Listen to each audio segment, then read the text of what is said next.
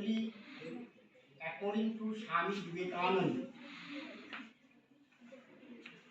without actually this day, youth day means for you people are the youth. So in honor of all youth of the India, we are celebrating. So please remember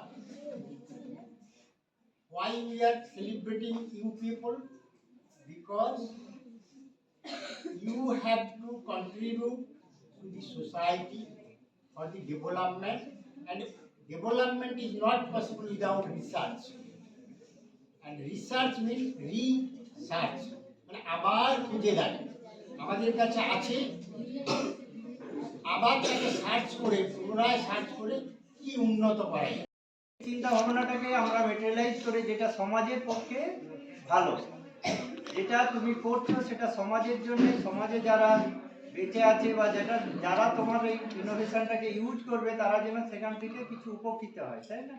আজকে তোমরা সবসময় কি শুনছো? একটা artificial intelligence, তাই না? কৃত্রিম বুদ্ধিমত্তা শুনছো সবাই। আবার কেউ আগে কিছুদিন আগে ছিল এমএল, এআই, এখন এসে গেছে এআইএমএল, তাই না? আর্টিফিশিয়াল ইন্টেলিজেন্স, মেশিন ল্যাঙ্গুয়েজ, তাই না? মেশিন লার্নিং যেগুলো হয় আর কি।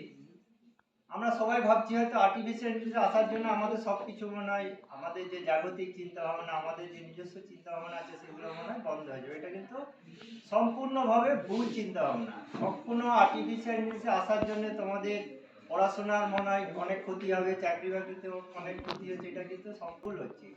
মিডিয়া আমাদের কাছে কিছু ভুল জিনিস তুলে ধরছে, যার জন্য আমাদের মধ্যে অনেকের মধ্যে এখন আমরা প্যানিকগ্রস্ত হচ্ছে যে এআই আসা